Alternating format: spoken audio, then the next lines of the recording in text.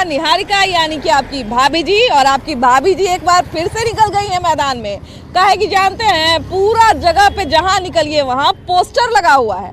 अब पोस्टर इस बात का लगा हुआ है कि बीजेपी जो है वो पान बुनकर सम्मेलन कर रही है। और उसके पहले आपको याद होगा कि जो है एक बार यदुवंशी सम्मेलन भी हुआ था, यदुवंशी भाई लोग भी वहां पे जुटे हुए थे। उसके बाद जो है कि जेडीयू के तरफ से मतलब भीम संसद किया जा रहा है, जिसमें हमारे दलित भाई, दलित समाज के लोग जो है वो आने वाले हैं।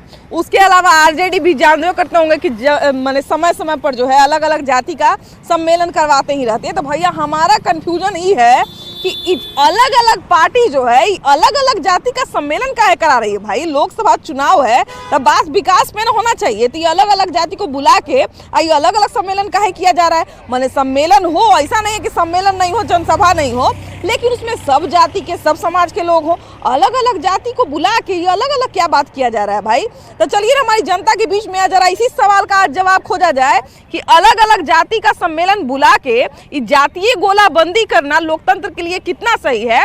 आई पार्टी सब आखिर ऐसा कर क्यों रहा है। आइए, अभी जो है विधानसभा चुनाव तो है नहीं, लोकसभा चुनाव है, और लोकसभा चुनाव में हम लोग बात करते हैं कि राष्ट्रीय स्तर पर कितना विकास हुआ है। लेकिन फिर से सारा जो पार्टी है या सारा जो नेता है फिर से जो है जाति के आधारित राजनीति करने में लग गए हैं, जातीय गोलाबंदी करने में लगे हुए हैं। ऐसा क्यों कर रहे हैं? वोट बैंक बनाने के लिए जिस जाति का उनको जहाँ जरूरत पड़ता है, हर राज्य में अलग अलग देखते हैं कि किस जाति का किस राज्य में, किस स्टेट में, किस गांव में ऐसा लोग है जो जिसको लुभाना है। तो कभी यहाँ पिछड़ी जाति का करते हैं, कहीं दूसरे स्टेट में अगली जाति का करते हैं। राजनीतिक नेता का कोई जाति नहीं होता है, वो जात सिर्फ जनता के लिए होता है, जनता को बेवकूफ बनाना। बस जनता आपस में उलझा रहे, वो अपना रोटी सेकते रहे, है ना भैया। अगर मान लीजिए कोई एक अगर पार्टी करता तो हम कह देते कि भैया ये पार्टी खराब है, देखिए राज्य का राजनीति कर रहा है। लेकिन सब लोग अपना अलग अलग दिन जो है, अब देखिए कि पहले बीजेपी यदुवंशी सम्मेलन करवाया, आप जो है 25 तारीख को करवा रहा है पान बुनकर सम्मेलन करवा रहा है। 26 तारीख को जेडीयू की तरफ से अशोक चौधरी की अध्यक्षता में जो है भीम संसद हो रहा है। आरजेडी भी जो है करवाते रहती है इस तरह का। तो सारा जो पार्टी है वो अपना अपना अलग अलग जाति सम्मेलन करवा रहा है। मतलब सबको लग रहा है कि यही चाबी बुलाया हुआ है वोटिंग का, तब ना। देखिए जैसे कि बिहार हो या उत्तर प्रदेश, ये दो स्टेट जो है ये जातिवाद पर है। और जाति के हिसाब से यहाँ मतलब जो है नेता अपने अपने जाति से जो है जो मतलब जाति में जो पार्टी में मान लीजिए कि जिस जाति से हम हैं, हमारा अगर नेता अगर पूरे बिहार में चर्चित है, वो गया तो हम उस दल पलट गए। तो यहाँ विकास के नाम पर वोट नहीं मिलता है, जो है जाति पर यहाँ डिवाइड है। मतलब जनता भी इस बात के लिए जिम्मेदार है। खास करके बिहार और उत्तर प्रदेश का जो पॉलिसी है, जात के आधार पर जो है यहाँ जनता वोट देता है। यानी विकास यहाँ माने मतलब नहीं है, यहाँ जाति हावी है, विकास कोई हावी नहीं। देखिए हम लोग जो है कह रहे थे कि अब देखिए कि लोकसभा चुनाव आ रहा है भाई, आप लोग भी देखिए कि कहाँ पुल पुलिया बना कि नहीं, रोड बना कि नहीं, शिक्षा में विकास हुआ कि नहीं, सुरक्षा व्यवस्था कैसा है, विदेश से हमारा संबंध, हर ओवरऑल बात पे हम लोग चर्चा कर रहे थे। लेकिन फिर से वही जाति वाला राजनीति शुरू हो गया, फिर से जातीय गोलाबंदी शुरू हो गया। देखिए धन्यवाद आपको, बहुत ज्वलंत मुद्दा उठाने के लिए आपको धन्यवाद। ऐसा जाति है जो जाति नहीं। जीवन भर हम जिस जाति में जन्म लिए हैं, चाह के भी हमारा जाति परिवर्तन, धर्म परिवर्तन हो सकता है, जाति परिवर्तन नहीं हो सकता। सही बात है। अब क्या है, जीतती है हारती है जनता, जीतते हैं नेता। जातीय आधार पे हम लोगों को बांट के अपना उल्लू सीधा करके और यहाँ जातीय विद्वेष फैला के और वो लोग अपना काम निकालते हैं, और जमीनी स्तर पे जाति का पर्सनली कहीं कोई विकास नहीं होता। भैया आप भी बहुत सारा जो है शासनकाल देखे होंगे, बहुत नेता को जो है अलग अलग नेता को अपने जीवन में वोट दिए होंगे। ये पहले इतना जातिवाद था क्या? अब थोड़ा और कम हुआ है कि ज्यादा बढ़ा है? नहीं, पहले भी जातिवादी था, आज और बढ़ा है। बढ़ा ही है। बताइए, हम लोग सोच रहे हैं कि अब हम लोग पढ़ लिख रहे हैं तो थोड़ा दिमाग हम लोग का खुलना चाहिए, तो इस मामले में नहीं खुल रहा है। दिमाग जिसमें जनता है खुल जाएगा तो वैसे तो जातिवादी खत्म हो जाएगा। हाँ, लेकिन खुल ही नहीं रहा है। खुल ही नहीं रहा बात भाई नहीं खुल रहा है, तब ना अभी भी जातीय गोलाबंदी हो रहा है सब जगह। जाति देख के जहाँ तक विकास की बात है, मान लीजिए भैया भगवान न करे यहाँ पे कोई जो है बाइक वाला किसी दूसरे बाइक वाले को टक्कर मार दे, है ना, तो क्या हम उसको उठाने से पहले जाति देखेंगे? हम ये देखेंगे कि भैया ये किस जाति का है तो इसको सिर्फ पट्टी करा के छोड़ दो, अगर फलाने जाति का खाली तनी मनी दवाई लगा के छोड़ दो। अगर किसी दूसरी जाति का है तो खाली इसको उठा के खड़ा कर दो और छोड़ दो, अगर कोई और जाति का है तो इसको देख के छोड़ दो, ऐसा होता है क्या? मैं आपके चैनल से एक मैसेज देना चाहूँगा कि सबसे पहले इंसानियत जिंदाबाद। बिल्कुल। जैसा कि आपने बोला है, ये खुद यहाँ देखा जाता है। हाँ। मैं यहीं का रहने वाला हूँ। हाँ। और यहाँ पे होता क्या है कि जब एक्सीडेंट होता है तो यहाँ लोग जो है जाते हैं पूछने के लिए तुम्हारा नाम क्या है। हाँ। मगर हम क्या करते हैं, उसको उठा करके हॉस्पिटल तक पहुँचाते हैं। अच्छा, ये ऐसा करते हैं क्या? जी, नाम पूछने का मकसद होता है कि वो किस जात धर्म से है। हाँ। और जात धर्म जब देखता है तो अभी डेंगू का प्रकोप जब चलता है तो उस समय बकरी का दूध बड़ी काम करता है। तो उस समय बकरी कहाँ पोसा जाता है, सब लोगों को पता है कि कौन जाति का बकरी जो है पोसता है। अब उस समय लोग जो है दूध देते हैं, लोगों का जान बचाते हैं। तो उस समय ये देखते हैं कि नहीं कि कौन जाति के आदमी बकरी पोस ले है कि नहीं? उस समय कुछ नहीं देखा जाता। उसके अलावा फिर जो है मान के चलिए कि ब्लड जो डोनेट होता है इतना ज्यादा, अब कोई आदमी जाता है हॉस्पिटल में तो कोई ये नहीं पूछता है कि किस जाति का ब्लड है। वहाँ उस समय जान बचाना है, हमको हर हाल में ब्लड चाहिए, या पैसा से हो या फिर जिस तरह से हो, लोग ब्लड का इस्तेमाल करते हैं। ये उसी शर्त में खत्म हो सकता है जब लोग अपने आप को बेचना छोड़ दे। लोग क्या करते हैं कि 5 साल जो है इलेक्शन जीत लिए, अब 5 साल तक जो है पब्लिक के लिए कुछ किए नहीं, और जब इलेक्शन आया तो वो जान रहा है कि हम तुम्हारा दाम कितना है। तुम्हारा दाम है 500 रुपया, 1 किलो मुर्गा, 1 दारू, बस तुम बिक जाओगे। तो फिर हमको क्या जरूरत है 5 साल मेहनत करने का? एक बार भैया अगर आप बिक गए तो पिछला बार जानता है कि भैया 5 साल पहले इसको 500 में खरीदे थे, अब ज्यादा से ज्यादा 700 लेगा। हाँ, 700 नहीं, 1000 लेगा। 1000 लेगा भाई। हम क्या लगे 5 साल आपके पीछे पड़ने जाएंगे? तब सीधा आएंगे, बाद में आपको 5 साल बाद अभी यहाँ पर वार्ड नंबर 9 में यहाँ पर पूरा जंगल झाड़ जो है पूरा जो है इतना ज्यादा था कि लोगों को आने जाने में बहुत ज्यादा दिक्कत हो रहा था। फिर लास्ट में जो है हम लोग वहाँ पर जो है पूरा साफ सफाई जो है करवाए, और साफ सफाई करवाने के बाद जो है सारा इंतजाम किए। अच्छा, राजनीति जो है हम लोग कहते हैं कि ऐसे तो है बहुत तरीका है ना, राजनीति में संसदीय भाषा का प्रयोग किया जाता है, राजनीति में चरित्र सर्टिफिकेट लगता है, लेकिन सबसे ज़्यादा खराब राजनीति से जुड़े हुए ही लोग होते हैं, इस बात से कोई दो राय नहीं है। लेकिन राजनीति में शुभ अशुभ और अशुभ का भी मतलब उन्होंने कुछ और बोला था, कोई और शब्द बोला था, लेकिन हमारे मुंह से ये शब्द अच्छा नहीं लगेगा, इसलिए हम वो शब्द नहीं बोल रहे हैं।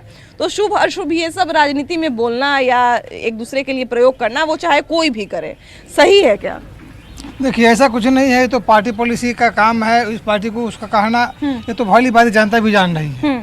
और किसी जनता के पीछे पार्टी और कोई सरकार पीछे हमेशा रहता नहीं। वो अपने रोटी सेकने के चक्कर में रहता है। हम ही भले जनता लोग हमेशा हम लोग बुरबक रहते हैं। और खेल की जहाँ तक बात है, तो खेल तो हर 2 मैदान में जंग होता है तो कोई ना कोई हार जीत होता है, तो होता ही रहता है। ऐसा कुछ भी नहीं है। और हम लोग अपना ये बात है, भाषा की बात है तो जर्सी गाय, सुनिए ना, इस संसदीय भाषा में जर्सी गाय शब्द का इस्तेमाल जो हमारे भारत की नारी के लिए, अगर मेरे घर में कहीं के बहू ब्याही हुई है तो वो मेरी घर की इज्जत है। अगर सोनिया गांधी अगर भारत में शादी हुआ है तो हमारी भारत देश की शान है। तो भारत देश की शान के लिए जर्सी गाय जैसा शब्द किसने पहले बोला, ये बताइए?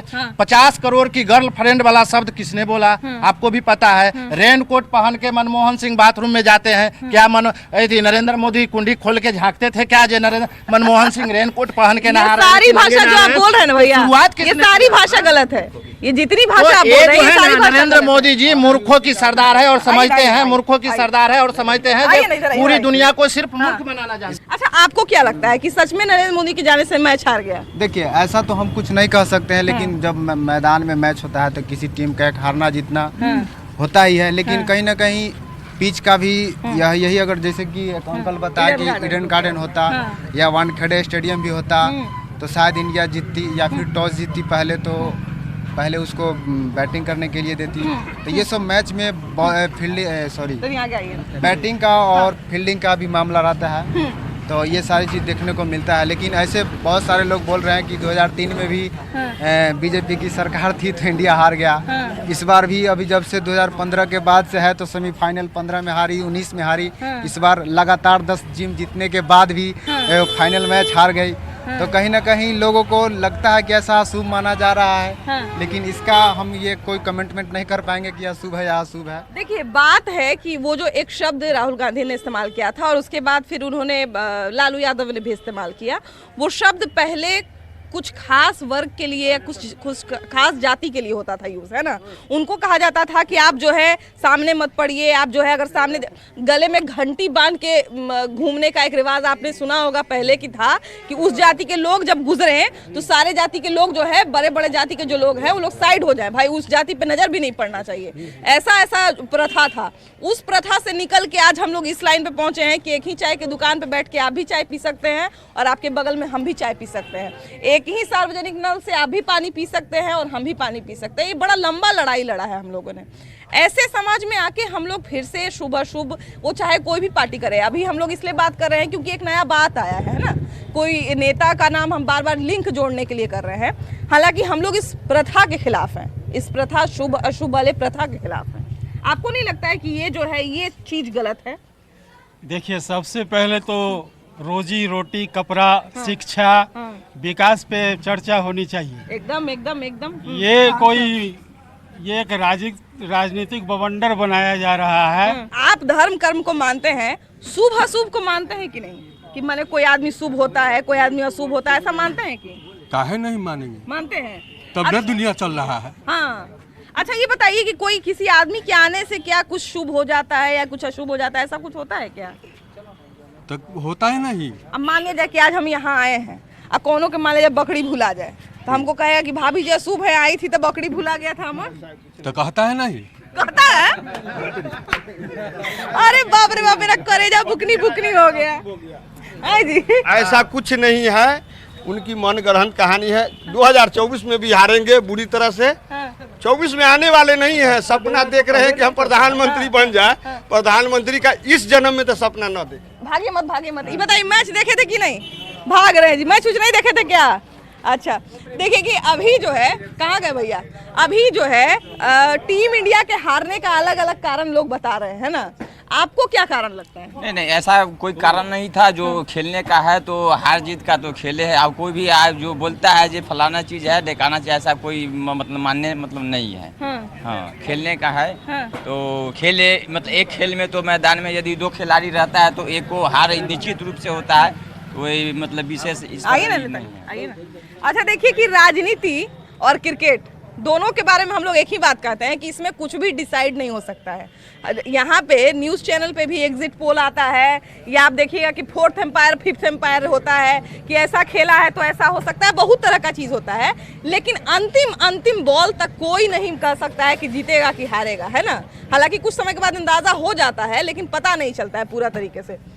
राजनीति में भी वही है और खेल में भी वही है, लेकिन अब खेल घुस गया है राजनीति में, राजनीति घुस गया है खेल में। ऐसा नहीं होना चाहिए।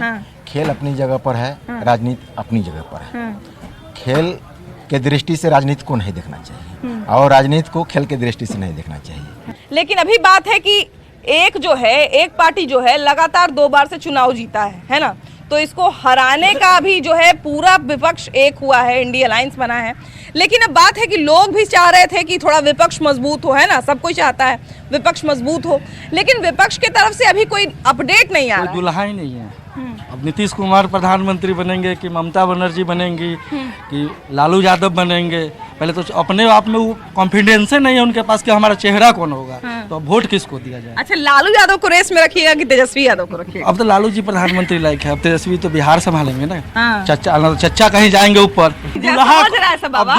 दुल्हा कौन है और बाराती किसके साथ जाएगा जनता?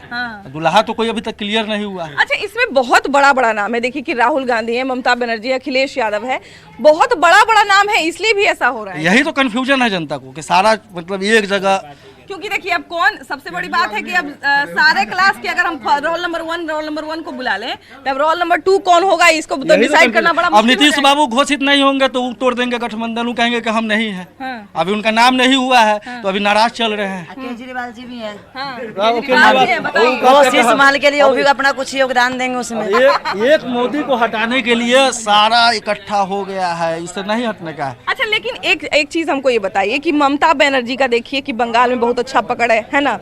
दिल्ली में केजरीवाल की पकड़ है, अखिलेश यादव का पकड़ है कि नहीं है ये तो हम नहीं कहना चाहेंगे। योगी जी है, पकड़ है, लेकिन योगी जी उनको नाच दे।